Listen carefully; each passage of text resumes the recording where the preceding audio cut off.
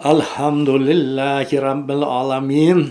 Vassalatu vassalamu ala rasulihi Muhammadin alihi ve ashabihi ajmain. Amma ba'd. Assalamu alaikum ve rahmatullahi ve barakatuh. Allah'ım bizlerge mana umra ziyaretini nasip etti. Mana şu umra ziyaretiga chiqishdan oldin Shayximiz hurmatli Muhammad Sodiq Muhammad Yusufning kifoya kitoblaridan mana shu umra ibodatlari, haj ibodatlari qay tarzda amalga oshirishligini bir o'rganib chiqdik. Mana shu kishining bergan tavsiyalariga asosan umra ibodatlarini boshladik inshaalloh.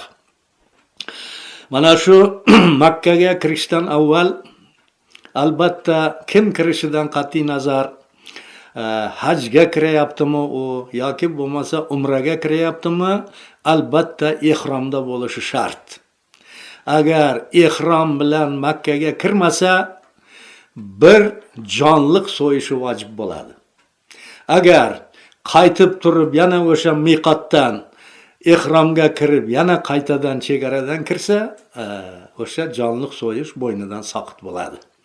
Miqot deb o'sha ihromga kiriladigan joyda aytiladi. O'sha masalan Madinadan biz Makkaga kirayotganda Zulhulayfa degan miqotda to'xtadik. O'sha yerda ihromga kirib 2 rakat namoz o'qiladi.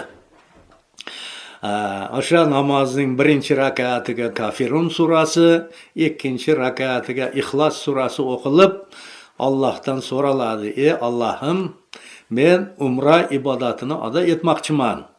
Shu ibodatni menga oson qilgin va mendan qabul qilgin" deb duo qilinadi. Ana keyin to'g'ri Makkaga kirib kelinadi. Makkaga kelgandan keyin hajga yoki umraga kelgan ziyoratchi yuklarini joylab, ko'ngli xotirjam bo'lgandan keyin ishni Masjidul Haromga borishdan boshlaydi. Masjidul Haromga Babus Salom degan darvozadan kiriladi. Chunki payg'ambarimiz Muhammad alayhissalom doimo mana shu Babus Salom degan darvozadan kirgan ekanlar. Ana keyin masjidning Ka'batullahning ichiga kirib 7 marta Ka'batullohni aylanib tavof qilinadi. Tavof Hajarul Aswaddan boshlanadi. Hajarul Aswaddan boshlab 7 marta aylanib tavof qilib, 7-marta yana o'sha Hajarul Aswadga kelganda tavof tugatiladi. Ana keyin Ibrohim maqomi degan joy bor. Maqomi Ibrohim deydi. O'sha maqomi Ibrohimga o'tib 2 rakat tavof namozini o'qib olishimiz zarur bo'ladi. Bu vojib amal. Ana endi tavof namozini o'qiganimizdan keyin bu namozga ham birinchi rakatiga Kafirun surasi o'qiladi, ikkinchi rakatiga Ixlos surasi o'qiladi. Ana bu namozimizni o'qib bo'lganimizdan keyin to'yib Zamzam suvidan ichiladi. O'sha yerdan yurib juda masofasi uzoq emas, Safa va Marva tepaligiga ko'tariladi. O'sha Safa bilan Marva ikkalasi ikkita tepalik bo'lgan aslida. Ana shu tarix kitoblarida yozishlaricha, mana shu Hajar onamiz Ismoil alayhissalomni Ibrohim alayhissalom Hajar onamiz bilan birga shu toqqa tashlab ketganlarida, ana shu tog'da yemishlari tugab, suvlari tugab, qiyin ahvolga tushib qolganlarida Safaning ustidan qarasa Marvada xuddi sarob bo'lib suv ko'ringanday bo'ladi. Hajar onamiz yugurib bu tepalikka chiqadilar. Yana u tepalikka chiqsa bu tepalikda suv ko'rinadi. Yana bu yoqqa yugurib keladilar. Ana shunday qilib 7 marta sa'y qilgan ekanlar Hajar onamiz. Mana shu Hajar onamizning hurmatlariga Alloh taolo mana shu borgan hojilarni, umrachilarni Safa bilan Marvaning orasida 7 marta sa'y qilishga buyuradi. Ana keyin soch oldiriladi. Albatta sochda oldirish kerak. Bu ham vacib amal. Kimki sochini oldirmasa Allohga qarshi chiqqan bo'ladi, u bitta jonliq so'yishi vojib bo'ladi. Sochni oldirmaganning sababidan. Shuning uchun agar ulamolarimiz aytishadiki, agar boshi taqir bo'lsa ham ustarani bir marta yurgizib olish kerak boshidan deydi. Ayollar sochini olmaydi, ayollar faqat sochining uchidan ozgina qisqartiradi. Shuning o'zi kifoya. Chunki payg'ambarimiz Muhammad alayhisalomning muborak hadisi shariflarida aynan ana shunday deyiladi. Ana keyin sochni oldirib bo'lganimizdan keyin umra ibodatlari tugaydi shu bilan. Umrada o'zi qilinadigan ibodatlar ihromga kirish, Ka'batullohni 7 marta tavof qilish va say, mana shu Safa bilan Marvaning orasida say qilish.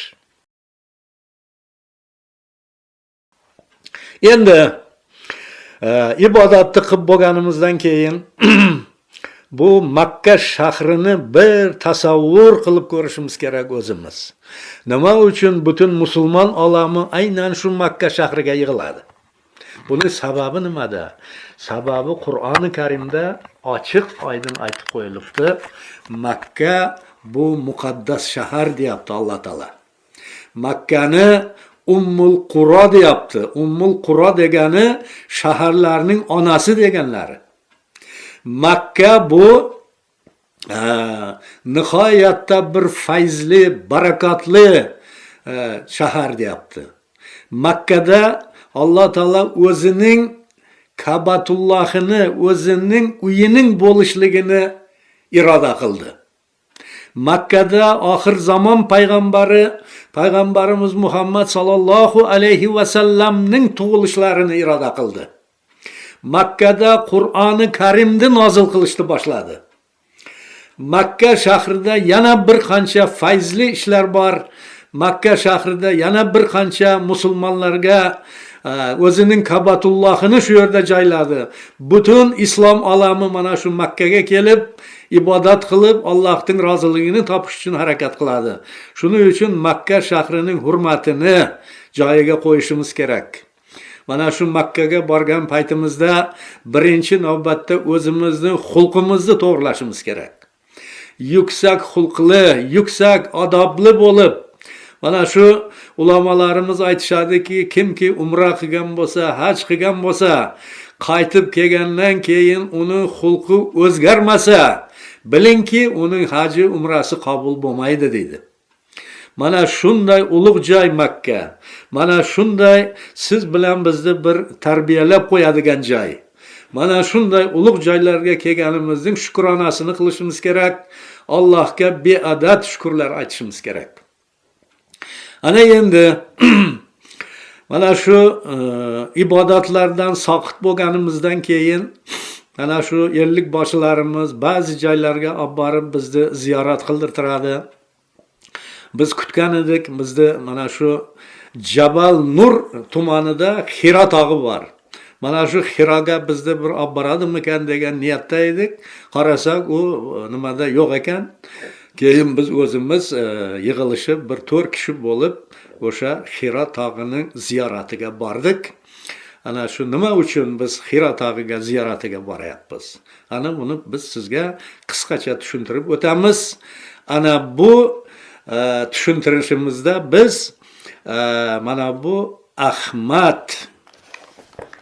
Ahmad Lutfi Qozonchi hazratlarining Saodat asri qissalari kitoblaridan ozgina biz foydalandik shu yerda. Ana shu qilinadigan o'sha Hiro tog'ida nima amallar bo'lgan, payg'ambarimiz Muhammad alayhisalomga qanday qilib o'sha joyda Qur'onning oyatlari nozil qilina boshlagan, ana shu taraflarini biz sizlarga qisqacha qilib tushuntirib o'tishga harakat qilamiz. Hiro tog'iga yetib borganimizdan so'ng ana u joyga ko'tarilish masalasini qaradik biz yuqoriga. Ancha baland tog', o'sha 622 metr ekan tog'ning balandligi. O'sha yurib boriladigan yo'l ancha uzun yo'l ekan. 3 chaqirimdan ziyodroq yo'l endi. yurib boradigan yo'li.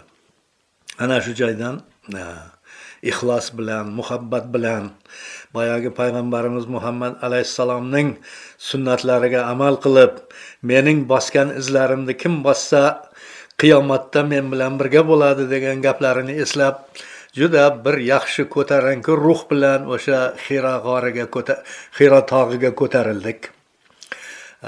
Ana shu ko'tarilish jarayonida ham albatta ancha qiyinchiliklar bor. O'sha esladik, payg'ambarimiz Muhammad alayhissalom qanday qiyinchiliklar bilan mana shu tog'larga bir necha marta chiqqanliklarini yod etdik. Ana o'sha Hiro g'origa yetib borganimizda biz atrofga alanglab qaradik, lekin hech joyda bizga g'or ko'rinmadi. Keyin shu yerda odamlar bir chuqurga tushib chiqayapti. Biz ham o'yladik o'zimiz, mana shu chuqurga tushsak ko'rinsa kerak deb. O'sha chuqur degan joyimiz bir odam sig'adigan bir tog'ning, toshning tagida bir kavak joy bor. Bittagina odam sig'adi shu yerga. Ikkita odam bo'lsa tiqilib qoladi bir-biri bilan. Ana o'sha bitta odam sig'adigan joydan o'tib borsangizgina boyagi katta Hiro g'orining shunday ro'parasidan chiqasiz. Mundayga o'sha tog'ning qaysi tarafidan qaramang, o'sha Hiro g'orini siz ko'rolmaysiz. Ana biz qoyil bo'ldik, payg'ambarimiz Muhammad alayhissalomni Alloh taolo mushriklardan qayerga yashirganligiga biz yana bir marta iymon keltirdik. Ana u yerda albatta agar birov aytib bermasa, hech kim o'sha Hiro g'orining borligini ham bilmaydi u yerda. O'sha joyga bir odam sig'adigan joydan o'tib bormasa, o'sha g'orning ro'parasidan ham chiqa olmas ekan. Ana shu narsalarni biz ko'rib, nihoyatda hayratlandik, ajablandik. Ana o'sha joyda payg'ambarimiz Muhammad alayhissalomning Hiro g'orida bo'lgan paytlarini esladik. Mana payg'ambarimiz Muhammad alayhissalom 40 yoshga to'lganlarida u kishining qalblariga shunday bir narsani Alloh taolo tushirdiki, u kishi yolg'iz bo'lishni xohlab qoldilar. Nihoyatda yolg'izlikni xohlab qoldilar. Vaholanki u kishining Makkada bironta kamchiligi yo'q edi. Uylarida ham bironta kamchiligi yo'q edi. Masalan, ayollari Xadicha onamiz juda ham u kishini hurmat qilardilar. Alloh taolo u kishining yuraklarini yakka yolg'iz bo'lishlikka undab qo'ydi. Yakkalik shu darajada davom etdiki, u kishi odamlarning ichida siqila boshladi. Bir chekkada, bir xoli joyda turib, o'zlari bir Allohga ibodat qilishni niyat qiladigan bo'lib qoldilar. Mana shu narsa 6 oy davom etdi. Ana shunday borib o'sha Hiro g'orida yakka yolg'iz yotgan kunlari Ramazon kunlariga to'g'ri kelar edi. Ana kunlardan bir kuni o'sha Ramazon oyining 26-kuni aynan mana shu payg'ambarimiz Muhammad alayhissalom har doimgiday bir faqirona joyda solib, o'sha joyda uxlashga yotadilar. Lekin tong saharda qandaydir bir kuch u kishini uyqudan uyg'otadi. U kishi uyg'onib, keyin uyqulari kelmaydi. Shunda kutib yotganlarida g'orning og'zini bir xilqat kelib qoplaydi.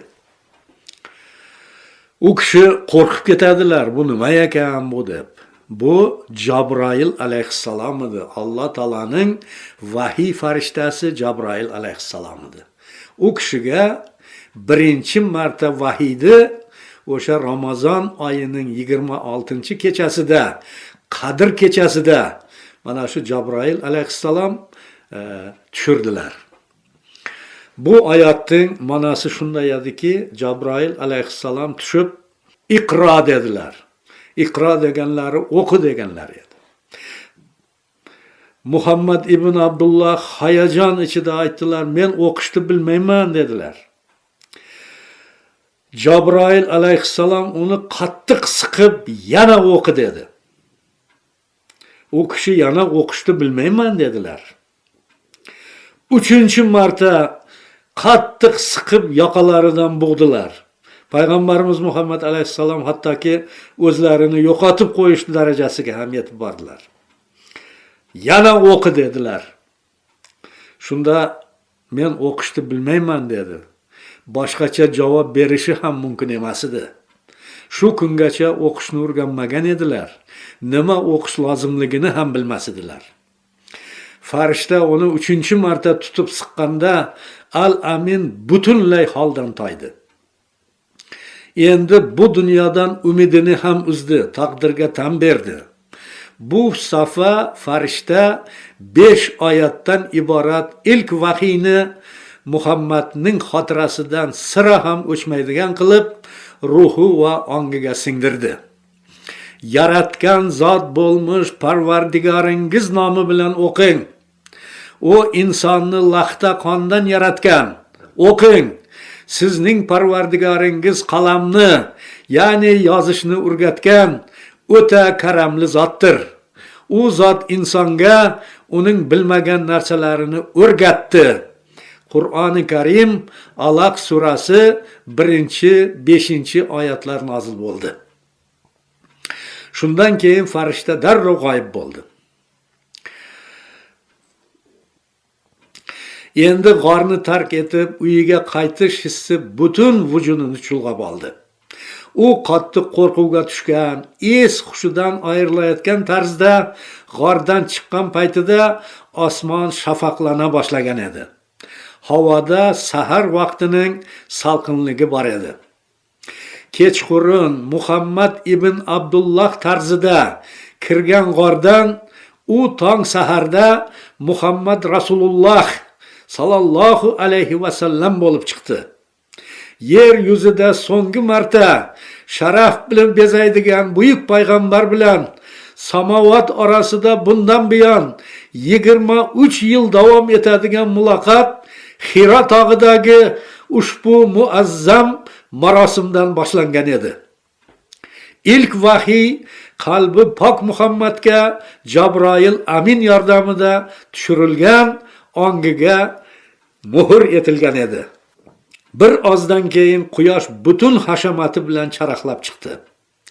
Koinot yaratilgandan beri hali biron kunning tongida quyosh shu darajada xayrli, bu darajada qutlug' xabar bilan chiqmagandir.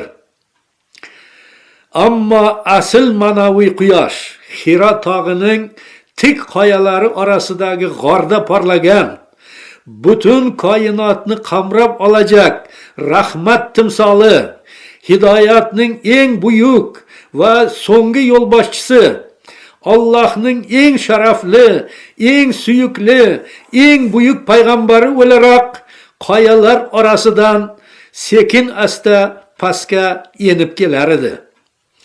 Uyiga yetib kelganida Xadicha onamiz juda ham xursand bo'lib ketdilar. Bu muborak chehra hali g'orda yuz bergan voqeadan o'ziga kelib ulgurmagan xiyol titrar edi. Mening ustimni yopib qo'ygin dedi Xadichaga. Ustiga ko'rpa yopildi. Anchagacha shunday yotdi. Bir oz tinchlangach bo'lgan voqeani Xadichaga aytib berdi. Juda ham qo'rqib ketdim dedi payg'ambarimiz Muhammad alayhissalom. Aqli raso bo'lmuş Xadicha ko'pdan buyon kutayotgan payg'ambar kelganini angladi. Xadicha sira ham ikkilanmadi. Payg'ambarning qolaversa olamlarga rahmat bo'lmoq maqsadida vazifa olgan eng buyuk payg'ambarning umr yo'ldoshiga munosib bir viqor, ishonch va qat'iyat bilan Kalla vallahi la yuhankallahu abada dedi. Yani yo'q, Allah seni asla hech vaqt o'z holingga tashlab qo'ymaydi. Chunki sen har doim qarindoshlarga g'amxo'r, musofirlarga mehmondo'st, ojizlarga yordamini ayamagan, faqirlarni to'ydirib, falokatga uchraganlarga madad qo'lini cho'zib kelgan buyuk insonsan degani edi bu. Alloh taolo mana shu Ramazonning 26-kechasini o'zining Qur'oni Karimida Qadr kechasi deb atadi. Mana shu kecha to'g'risida Qadr surasini nozil qildi. Mana shu surada Alloh taolo mana shu kechani, Laylatul Qadr kechasini kim kechasi ibodat bilan bedor o'tkazsa 1000 oylik savob berishligini va'da qildi. Buni ulamolar hisoblab chiqib, bu 83 yilga to'g'ri kelar ekan deyaptilar. Bu bir kechada mana shu kechaning ulug'ligi shunchaki, Alloh taolo shu kechaning sharafiga 83 yillik ibodatning savobini beryapti. Endi mana shu sura, mana shu Alloh taolaning birinchi oyati nozil qilingan Hiro g'origa borib, u g'orni ziyorat qilib, Payg'ambarimiz Muhammad alayhissalomning sunnatlariga amal qilib, bajarilgan amallar qanchalik savobli ekanini endi har kim o'zi tushunib olsa bo'ladi. Qoyaning ustidan qaragan paytingizda Makka shunday ko'z oldingizda ko'rinib turar ekan. Ko'rdik biz, haqiqatan ham o'sha Payg'ambarimiz Muhammad alayhissalom yashagan joy bilan, uylari bilan o'sha Hiro g'orining orasi 3 kilometrdan ziyodroq joy ekan. Shunday Makka ko'rinib turadi. Tushganingizdan keyin endi agar piyoda yurib boradigan bo'lsangiz, albatta 1 soatlar vaqt ketar ekan boyagi joyga. Chunki boyagi tog'i toshdan tushishning o'zi bo'lmaydi. Qiyinchilik bilan, lekin juda ham bir fayzli, juda ham bir ko'tarinki ruh bilan o'sha Payg'ambarimiz Muhammad alayhissalomning ilk vahiy nozil bo'lgan joylarini ko'rdik, iymon keltirdik. Albatta Alloh, uning payg'ambari bizdan rozi bo'lsin. Hammalaringizga mana shu Hiro g'orlarini ziyorat qilishlikni tavsiya qilib qolamiz. E'tiborlaringiz uchun rahmat.